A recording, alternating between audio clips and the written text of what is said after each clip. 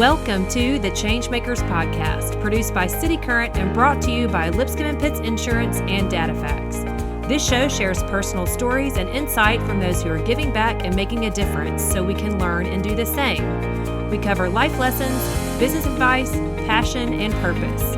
Now here's our host, the CEO of City Current, Jeremy Park. Welcome to the ChangeMakers podcast, produced by City Current. I'm your host, Jeremy Park. We have a personal storyline on the ChangeMakers podcast this time. I get to interview my dad, John Park. So, Dad, how are you doing? I am great, son. Nice to be here. So you're in town for Thanksgiving. We've got Mom and Dad in. Just came from you playing tennis with Kason, our younger son. And so we're putting you to work here. But give us a little bit of your backstory, growing up in the Fort Worth, Texas area. So talk about growing up in Texas and what that was like. Well, it's a different time, different era. In order to enjoy yourself, we had black and white TV. That dates us, doesn't it? And very few channels. At about 11 o'clock at night, TV went off the air, so you had to pretty well go to sleep. Most of our entertainment was outdoors, playing with our neighbors, riding bicycles, playing sports. That was the entertainment because we didn't have the iPhones, the iPads, and all the technology that they have today. So we just had to get to know each other. So you played sports, baseball in particular was one of them, but talk about sports and what that meant to you growing up.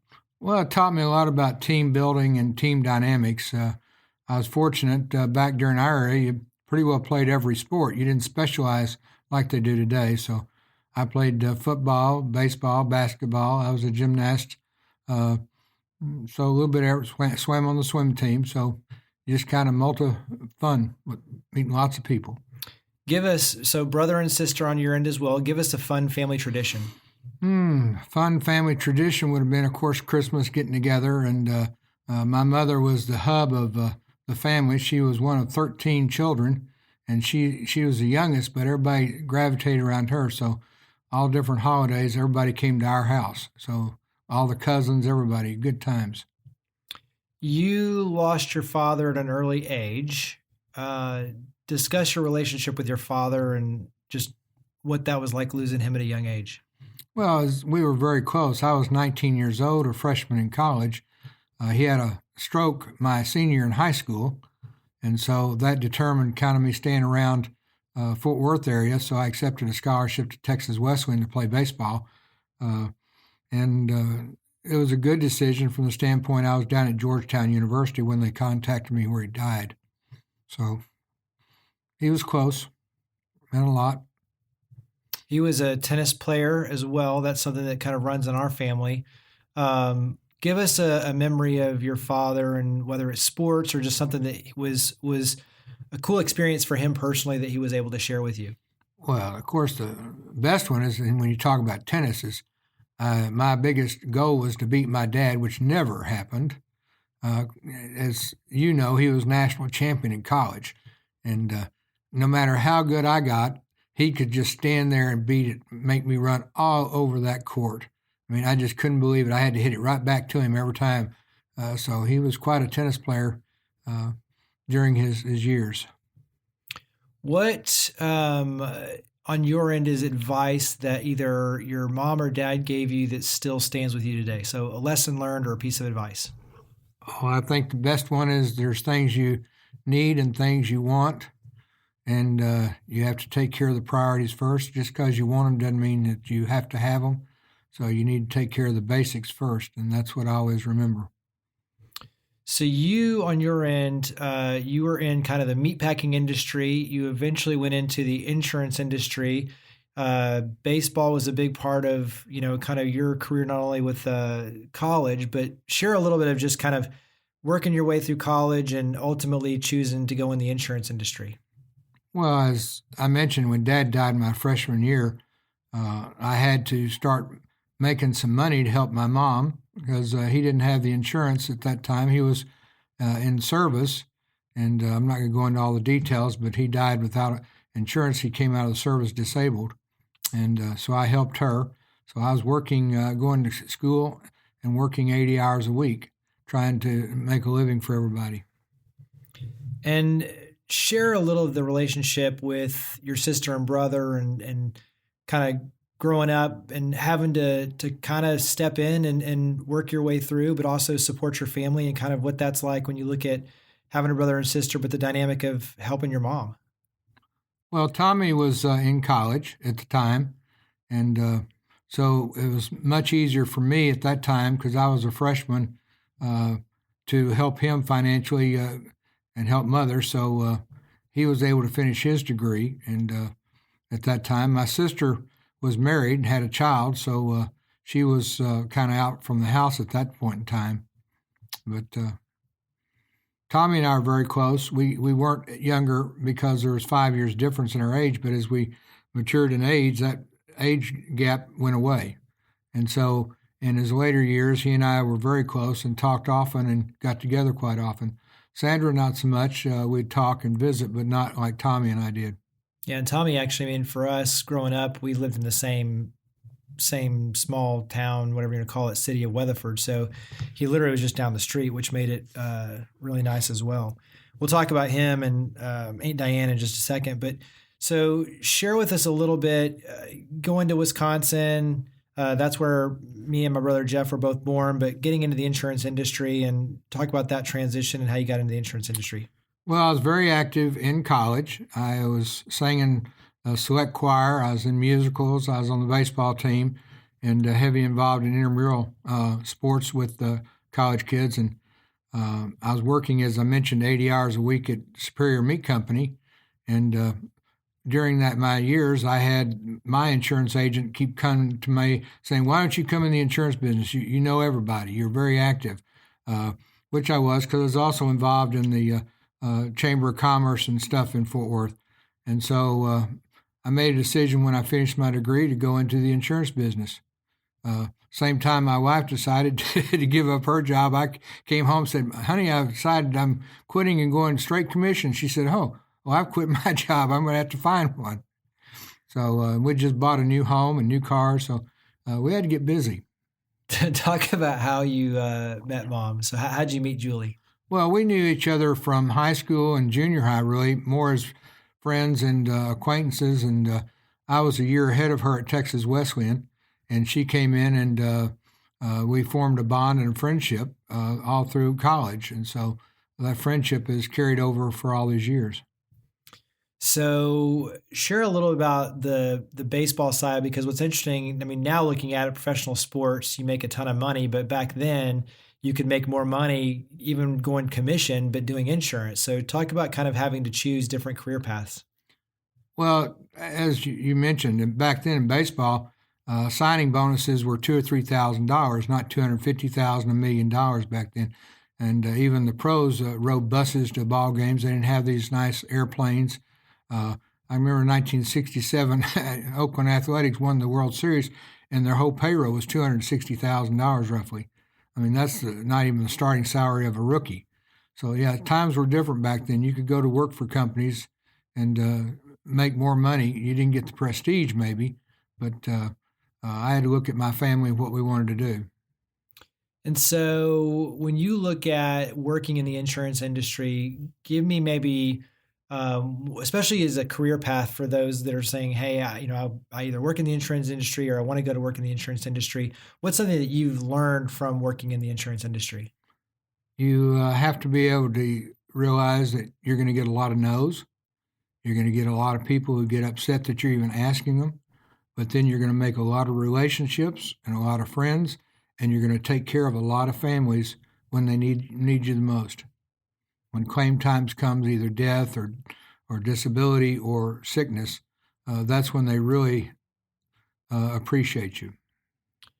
So let's start with, give us kind of a fun memory of me and my brother growing up. So I'll let you pick and choose however you want to take that, between like us personally or together. But give us kind of one memory that stands out for me and Jeff. Oh, I think the most fun one for us was when we lived in Milwaukee and Brookfield, and we got so much snow that it went up to the front door all the way to the top, and you couldn't even see out the windows. And here you two boys are out there digging tunnels all the way out to the street, and we couldn't see you. We couldn't find you. but y'all were having a blast with the snow. Those are good times. The other was when we were you were riding lawnmower and you flipped a snake up on the pedal and you went flying off as fast as you could. You weren't having anything to do with that snake. Of course, you'd killed it by flipping it up there, but yeah, that wasn't a fun memory on my end. Just for the record, we had like how big 2 acres or something like that, and I'm in many cases out there with a push mower. You don't find that these days. Good lesson to learn as a kid. Talk about on your end, we'll say as a father, the difference of personalities and Jeff versus me. This is more for listeners, but also for my own just, curiosity, but just the difference growing up between Jeff and me. Well, you're 2 different times. You're our very first, so we're much learning curve with you, where Jeff is like a typical second child. Okay, we know what's going to happen. You were always fun-loving and enjoying people and always wanting to have a good time. Jeff was the same way, but more serious about some things and more. So you focused heavily on tennis and did outstanding in tennis. Jeff played at it, but he was outstanding. But you had more focus on what you wanted to do. That's why you played all over the world. Yeah, and I tell people all the time, Jeff had way more talent. It was just a matter of me being more focused and taking it serious. Talk about Boy Scouts, because obviously this is a big transition on our end of the conversation, because Scouts is something that is a big part of our family life, especially for you and Jeff being an Eagle Scout. But for you, you still continue to host huge jamborees and merit badge colleges and heavily involved in getting so many hundreds, if not thousands, of Scouters, obviously in the program, but even to Eagle Scout. So talk about scouting, Boy Scouts of America, and what that means to you and to our family. I stay in scouting because it's one of the few organizations that still teaches the young people, and it's now young ladies as well, respect for each other, teaches them focus. It teaches them to understand that it's better to give than receive. Because right now, the young people historically are saying, what's in it for me? And scouting is saying, hey, how can I help you? How can I do things for you? And team building, leadership. There's not many places anymore that you can go with young people that are teaching them how to step up and become leaders. And scouting is one of the few ways that's still left doing that. We do a National Youth Leadership course for both male and females, and it's an outstanding course in teaching them how to handle people and situations, conflict management, all kinds of situations. And I think that's important. We also are one of the few that still do a Sunday service when we're out on campouts and stuff. So we touch on all the, if a person lives by the 12 points of the law and by the Scout Oath and law, be it male, female, just people in general, then they're going to be good people. Share, you just recently had, 6,000 Scouters out? Yes. So talk about that. Well, every 4 years, the Longhorn Council in Fort Worth has a camporee that we host in the last 4 times, 2008, 12, 16, and actually we would have done 2020, but we ended up doing it in 19, 3 years rather than 4, because this is our 100-year anniversary. And the council asked me if I would step up and do I wasn't going to do it, not a 4th time, but they asked me, since we only had about 8 months when we found out we're going to be able to get Texas Motor Speedway to put it together. And we had over 6,000 kids out there. A lot of events for the kids. We have about 150 for the Cub Scouts, around 170 for the Boy Scouts. And then we have a midway, bar none, where we brought in all kinds of, we brought up the AT-AT gun from the battleship Texas, where kids could play on it and pretend they're shooting down aircraft. We brought in fire trucks. We brought in squad cars, SWAT cars. We brought in all kinds of national youth programs where they could do scavenger hunts and earn prizes. Dix came out and gave away about 2,000 different events, games for the kids, and Alps from Missouri came down. It was just a great weekend. We had the cavalry out there, the 1872 cavalry. We had the medieval times. We even brought dinosaurs out there this time. We had 2 giant dinosaurs walking among the kids. They're, of course, robotic, but they were a big hit with the kids. And then we have a big stage show Saturday night. This all happened on Saturday. And then we bring in a band and award a bunch of awards from the best gateway, the best campsite, all kinds. We had Pinewood Derby races and Pushmobile races. And anyway, it was a great time held by all. So how many how many would you kind of peg in terms of those that you've helped get their Eagle Scout? Well, right now I have a little over 80 kids that I've worked with to finish their Eagle. We have 4 more that will be getting it in the next 3 months, and then we have another 6 that are Life Scouts that I'm helping them finish up, and they'll probably get it by June, July. We've got 2 young ladies that came in February who are already first class, and they already have enough merit badges to be a star, but they have to wait 4 months and have 4 months of leadership before they can get their star rank. They are just busting out the seams they want to be the first Eagles. Nice. So what does it mean when you look at Jeff, because Jeff being an Eagle Scout and you and Mom both Silver Beavers, when you look at those sort of accomplishments, what does that mean for Jeff but for you as well as the father? Well, I'm just glad that he realized the importance of the Eagle at a young age. He was one of the youngest Eagle Scouts in the Longhorn Council at the time. And he stayed focused and stayed in the program. He didn't just get his Eagle and get out. He stayed in the Order of the Era, became the chapter chief for our chapter, and then was elected by the 38,000 kids to be the lodge chief. And he did an outstanding job in leading our lodge for the time period he was in there. But I can tell you what being an Eagle Scout today means. With all the things that are happening, this is during Jeff's time and currently. As an employer, I have a hard time hiring young people today. I hate to have it on a podcast, but they don't know how to focus. If they can't be on their phone, they can't be on their iPad talking to each other. They'll be sitting at tables talking to each other with their texting instead of looking somebody in the eye and talking with them.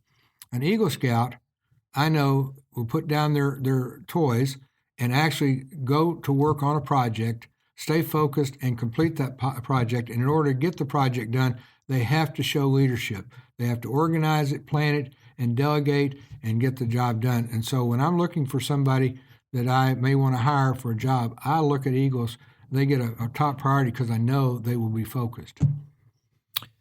Share a little bit about Jeff and his experience in the Marines. I tell people all the time, Jeff, always wanted to be a Marine. As soon as he could sign up, he went. When I'm speaking, I share the story of him basically getting the message when he's out at boot camp that they're going to have to kick him out, but then you all getting within a very short amount of time, a general on vacation to give him the approval to stay in.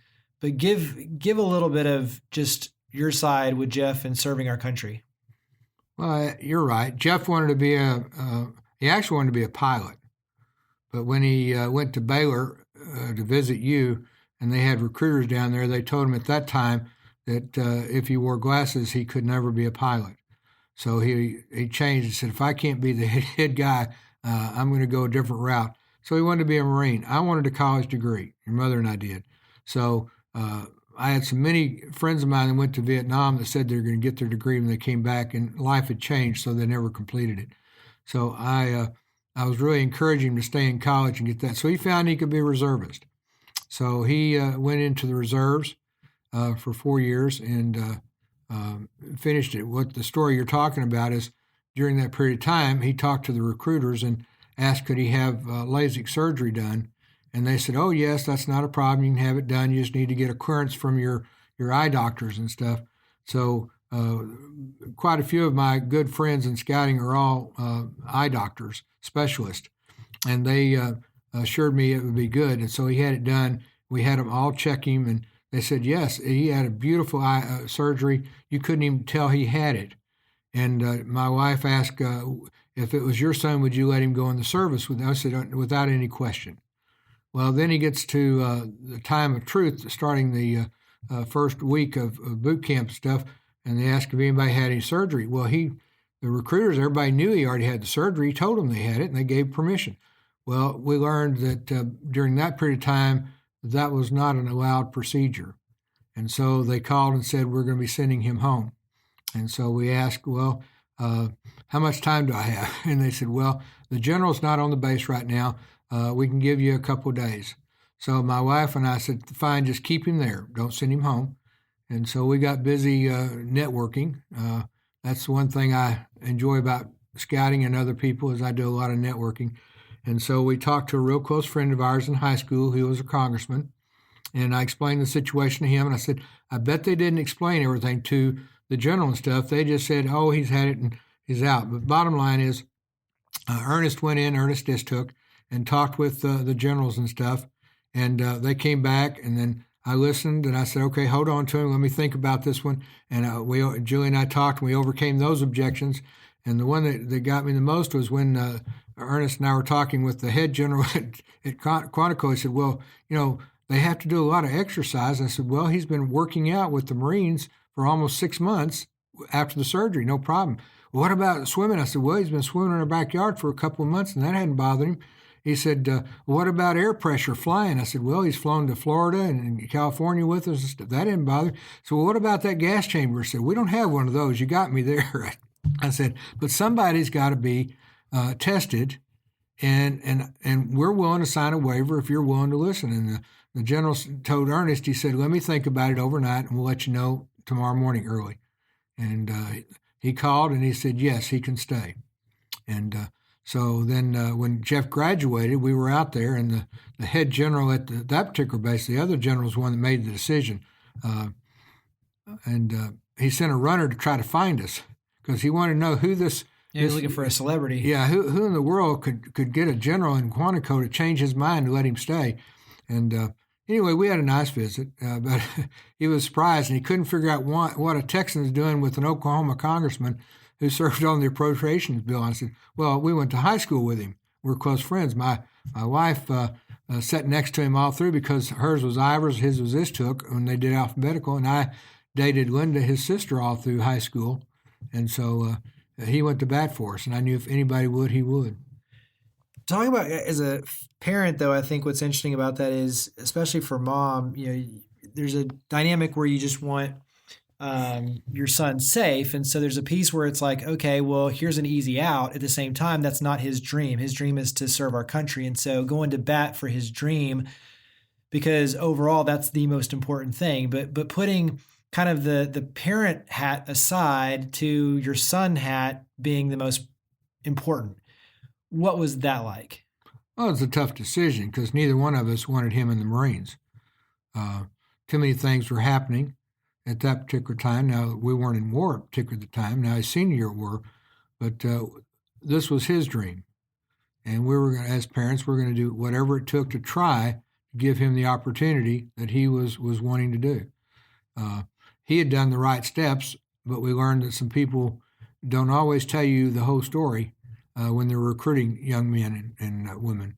But, it was a tough decision because one side of us says, no, we can get him out, but that's not what his dream was. Yeah.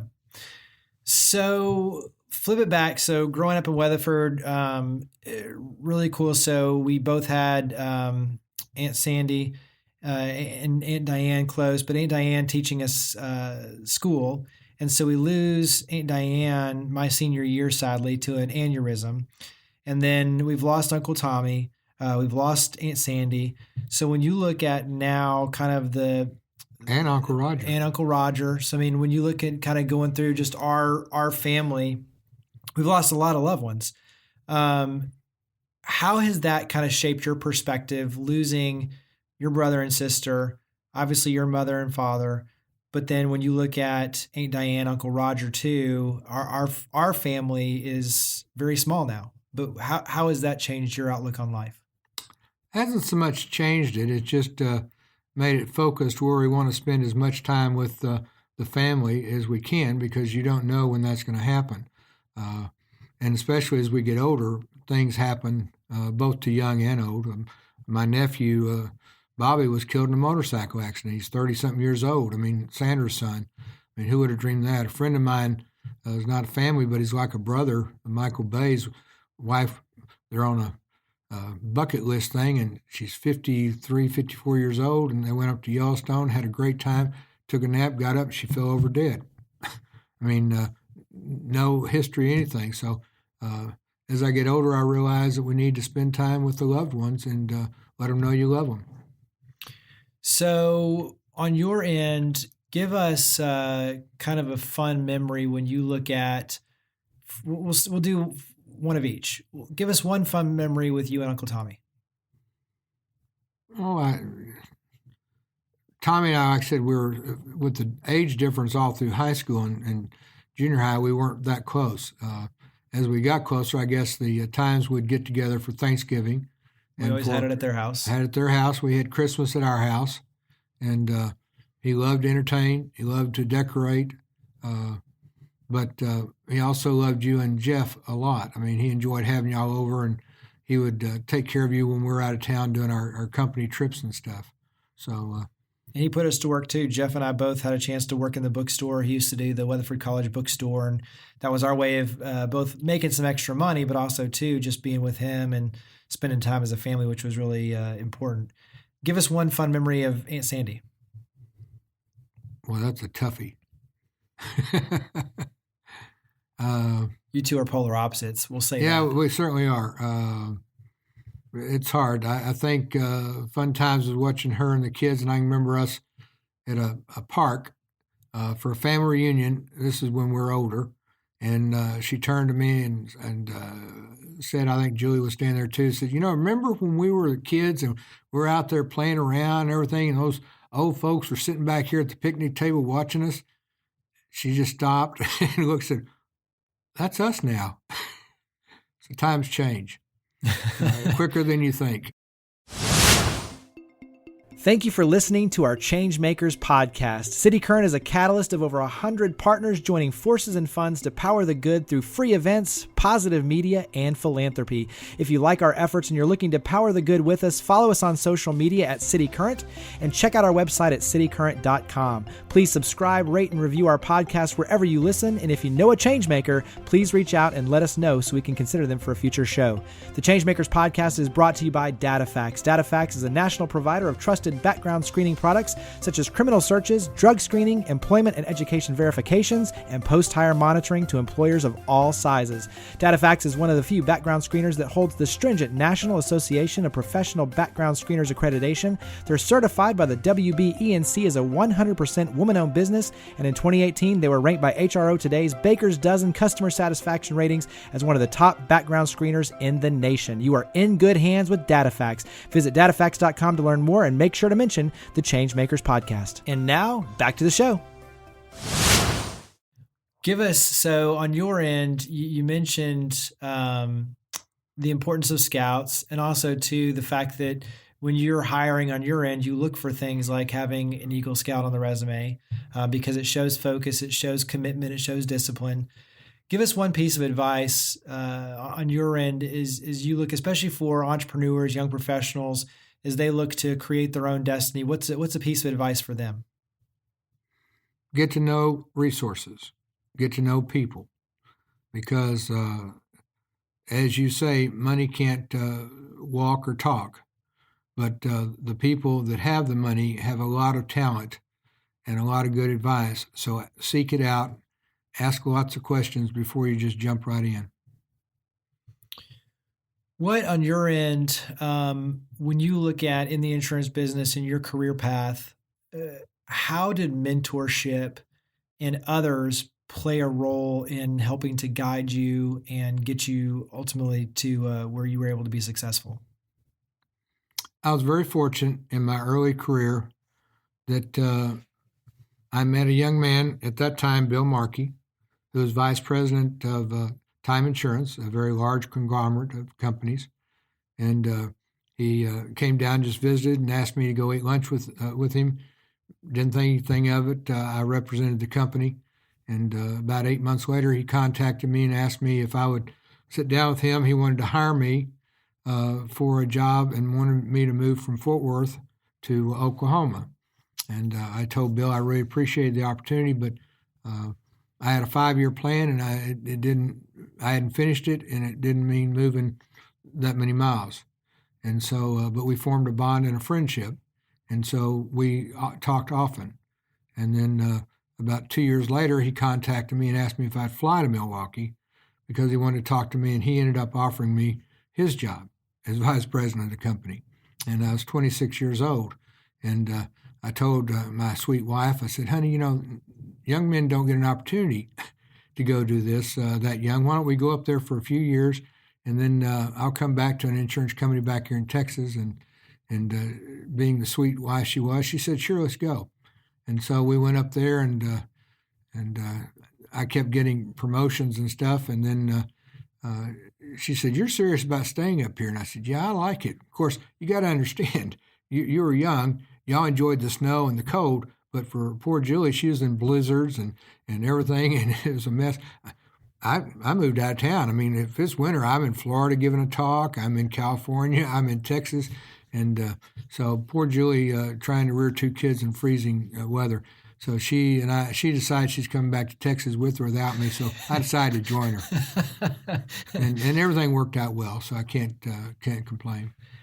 Give us, obviously on your end, been in Weatherford, Texas for a long, long time. But what does Weatherford mean to you and Mom? Well, it's been a good home. We've been there 31 years. We built a home there, and we met a lot of good people. The town's growing leaps and bounds, so it's gone from a small town to a medium-sized town, and you're almost getting where you can't tell you're in Weatherford to Fort Worth. It's almost everything's getting bought out and built up. When we first moved there was no malls, there was no major restaurants. Today it's all packed and all that stuff, and but it's still a nice town. I mean, I still don't like driving in Fort Worth or Dallas for traffic. We have to do it, but Weatherford's easier to get around. But it's getting a lot of people there.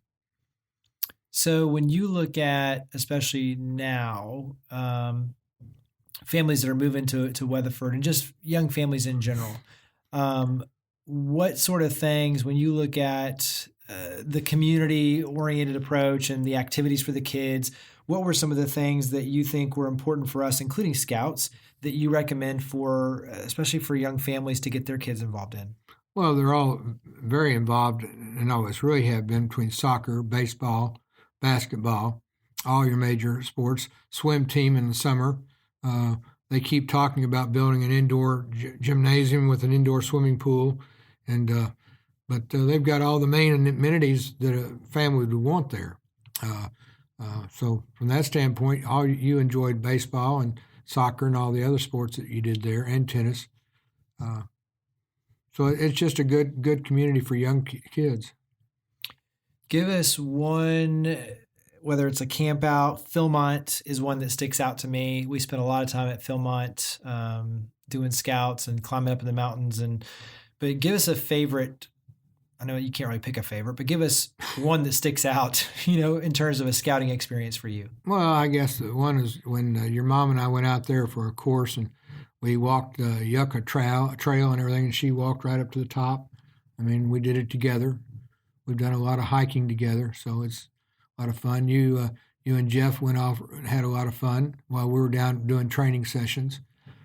In the past 3 or 4 years, I've been fortunate to go back as an instructor. And I love that because I get to stay in a real nice 2-bedroom cabin with the showers and everything. I'm not in tents. And somebody else cooks all the meals for the staff. So it was pretty nice. Walk outside with deer and bear and everybody right there in your front yard. Yeah, we learned a lot of lessons about bears and not keeping things in your tent versus hanging them up. So on your end, I kind of laugh and the family laughs, but it's true. You have something literally for everyone.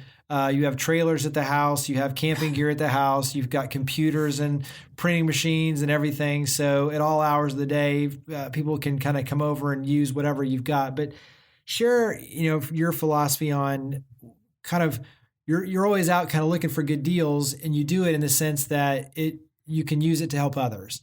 And so I think that was something that really I talk about it, but for Jeff and I both, seeing kind of this open door philosophy where people at all hours of the day or night could come over, and whether they needed something printed, we're going through a hard time, we're down on their luck, you and Mom would basically let them in and take care of them, and whether that's feeding them, giving them access to all these things and gadgets, or sending them on their way, borrowing all these gadgets, really using all of your resources to help power the good. But share kind of that side of, because you don't see that a lot. You don't see people that just freely give everything and loan it out, or just say, hey, come over and use it. But talk about that on your approach to just life and helping people. Well, I feel very fortunate that all my life God has helped me. I've made very good money. I've worked for it, but I've made very good money. And I realize a lot of people, no matter how much they struggle, can't have some of the opportunities. But I'm also very tight with money.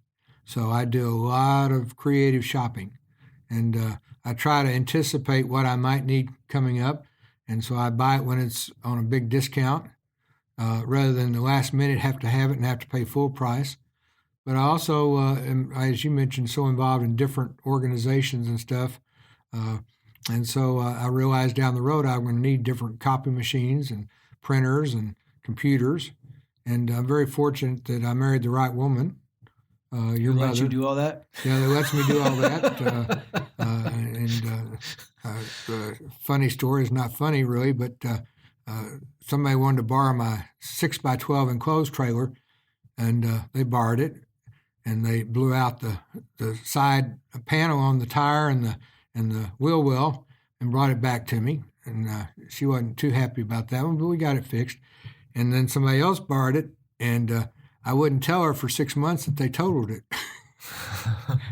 And hopefully this isn't a surprise to her. She's listening. yeah. Well, I had to finally tell her when I was trying to get it fixed, see if there's any way I could get it fixed, and not have anybody know it.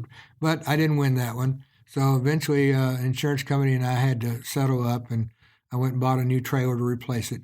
But that's the tough part, is when you loan things out, you hope that they come back in the same condition. And then I do a card catalog like a library, because people tend to borrow things and they don't mean to keep them, but they forget after time. And so, fortunately, I call them up and ask them to bring it back. And that's the toughest part about it, is I don't mind helping people, but I wish they'd bring stuff back. Well, but then part of that, though, is you loaning it to them, but then the next person, to be able to loan it to the next person to pay it forward, you have to be able to bring it back. And I think that's part of it, is knowing that you're not doing it necessarily to keep it for yourself, because half the stuff in the garage has no interest for us as a family, but it's for kind of somebody else to be able to use in case they need it. So I think that's a piece true. of it. I have a 10 by 16 foot storage house full of Boy Scout equipment. Yeah. And they borrow it all the time, be it cots, be it sleeping bags, be it tents, netting, because, again, these get expensive, and some of these families that come in don't have that kind of cash flow. And fortunately, a lot of people bring me theirs when they get out of scouting, and I just put it in inventory and loan it back out to other kids. I probably have 15 backpacks. The people have gone to Philmont, and they've grown up and no longer, so they donate it back, and I donate it back out to other people. So it's just giving and sharing. I think it's important for people to understand just your heart, and also, too, just little things like that, because those are easy ways for people to help others, is to be able to do exactly what you're doing. Carry that forward a little bit in the sense that on your end, being intentional about using these resources to help others. I talk about Rocky, because he's someone that Rocky is, he was our coach, both for me and Jeff, for tennis for a long time, really became a family friend. But, I think it just kind of shares the heart of, for you and Mom. He would come over all the time, and you would let him use our racket stringing machine, so that way he could make some extra money. But he would come over and string rackets, and then hang out at the house and just watch TV with us, and in many cases be there all day and night. And he just became part of the family. But I think that's another side that you don't necessarily see in community anymore, is this sense of community where it literally is an open door house and saying, hey, we've got a stringing machine, we're using it half the time, why don't you come over and use it, and you can make some extra money. But I think it shows the heart for you and Mom. But talk about kind of Rocky and the relationship with the family. Well, Rocky has been a good friend. He coached you and Jeff, as you mentioned, in the early stages, and helped get you up to a certain level until you had to go to the next level of coaching. But Rocky is just a good, kind-hearted person. He's in very poor health right now. He's had major surgeries and stuff, and we still try to get with him and do stuff. But Jeremy, you were a unique young man. When you were in school, you had so many friends that when you'd come home from school, your mother and I looked at each other and said, "How many are we feeding tonight?" Because you'd come home some nights with 10, 12, 15 people. And not all of them spoke English either. Yeah, no, they didn't. And exchange students. So you helped along the journey, just keeping an open door, because you just people just gravitated to you because you enjoyed people, and we didn't mind a bit you bringing them home and letting us meet them too. Yeah, our house became kind of the hub for everyone. But I think even when in college, as we all went different ways, your house was the place that everybody would come back over and hang out with. And in many cases, they would come to our house before they'd even go to their own family's house to hang out with. And I think that's, whether it was Thanksgiving or Christmas or whatever else, they would spend it with us in many cases and then go over to their family's house. I just think but it says a lot about just, I think you all, especially with, like I said, the idea of opening up your home. Well, we enjoy people. And it is funny because we'd get quite a few parents call us and say, "I understand my son's been over there. Can you tell us, is he a good son? How's he doing?" Because they talk more to us sometimes than they did to them. But you just had a good group of people that you ran with. So that had a lot to do with it too. Give us one thing that you wish people would know about you and Mom. Like one thing that is important to you that others know. We're very quiet. Right. I don't know. I mean, both of us care about people. We want to help people, and we want to see them succeed. We want to see them have a good life and a happy life. And so we listen. And many times we don't give advice. We just listen, because a lot of times people just want to talk, and they'll convince themselves what the answer is without us saying much. So being there is the most important for some people. So let's switch over. We call it lightning round, but it's just short questions, short answers, just as a fun way to kind of wrap up. One, give us a recent movie or TV show that you've watched. Recent would be John Wayne, but I don't even know the name of the movie. It's an old one. So I don't watch a lot of TV. So if I'm sitting there too long, I may go to sleep. But that's where you and I are the same as we go. I watched Frozen 1 the other day. It's been a while since I'd seen it, and I had to recognize that I'd seen it. It's been so long, but I did watch regular Frozen. It was on TV. I was going to say, is we both will go, and then all of a sudden, as soon as we sit down, we're just out. So whatever's on TV, if we're not moving, we're just out. What's a recent book you've read? I guess Michael Koda's book on power, how to get it and how to use it. What's a favorite spot that you and Mom like to go to? Bed. I know you're going to Disney soon, but you just like to sleep. All right. Well, we go to bed about 2, 3 in the morning, and I get up around 6:30 every day. So mine are short sleeps. She'll do about the same. So I mean, bed is nice to have, but we get on a project. We can get more done after midnight because the phones aren't ringing. People usually aren't coming through your front door. So that's about it. What's a favorite date night? I know you'd like to eat out at night. So what's a favorite date night? I don't know if we really have a favorite after the few years we've been married, which is many. We just like we'll go out and talk and visit over dinner. But she was my right-hand person for 48 years in the insurance business. She was my administrative assistant, helping me do a lot of stuff. So we've been very close all these years. What do you like to do to relax? Mow the yard. Okay. What on your end is I know the answers to these, but give us your favorite sports teams. Well, the Cowboys and Rangers, and both of them are about the same hot water right now. I still like Green Bay because we lived up there and watched them play when we lived up in Milwaukee. Those are really the favorites. Football, I've gravitated toward TCU, even though I didn't go there, simply because of Julie's sister and brother-in-law and their family. Yeah, they're all and it's in Frogs. Fort Worth. Yeah, all close. Yeah.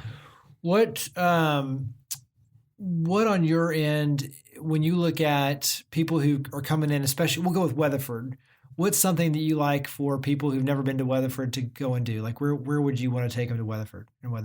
Well, the biggest thing is Chandler Garden. That's a national garden built by a man who painted portraits of the Queen, the King, and everybody's very famous. And the city took it over, and they've kept it beautiful. So that's the biggest thing in Weatherford. Of course, we're the cutting horse capital in Texas. So if they're interested in horses, there's plenty of places to take them. What's a favorite place that you visited around the world? Probably Amsterdam to Denmark to Legoland when we took you kids there. Those are good times. Anne Frank's home was interesting. Thinking she lived in that little bitty room up there all those periods. What's a favorite quote that you either remember or think about, or just what's a favorite quote? Well, the quote I use with the kids, even to this day in our troop, is if it is to be, it's up to me. Meaning that if you want to succeed, we will give you all the opportunities, but it's up to you to take advantage of them and step out and do it. So last question, what do you want your legacy to be? When you look at it, I mean, obviously you're still creating it every day, but when you look back and the difference you made through scouting and the insurance industry and obviously as a father and, when you look across the board, what do you hope your legacy is? I hope everybody goes with the philosophy that it's better to give than to receive. Because I think if we're all giving and taking care of others, it's a great world. So what's an easy way, you're somewhat on social media, but what's an easy way for listeners to at least follow you, see you? Where would you direct them? Anywhere? To you. That's a good answer. Just come to me and I'll point you in the right direction. Nice. All right, well, that's John Park, my father. Good, fun chance to learn from him and to hear some of the other sides of the stories. But Dad, you are a change maker, obviously my father, but you've been a blessing to so many others. And I think that's the cool thing is when you look at just how you've impacted not just the lives of, for me and my brother Jeff, but our kids and so many others, and from Texas and beyond. Absolutely just a huge blessing. So thank you for being a change maker. Thank you for being my father. Thank you for coming on the show. Greatly appreciate it. You're welcome. Thank you for listening to the ChangeMakers podcast, produced by City Current and brought to you by Lipscomb & Pitts Insurance and DataFacts. To learn more about our guests and to share your stories of others leading by example, visit us online at citycurrent.com and follow us on social media using @CityCurrent. Please make sure to subscribe, rate, and review our podcast wherever you listen. Now, think big, start small, and act now. Be a change maker.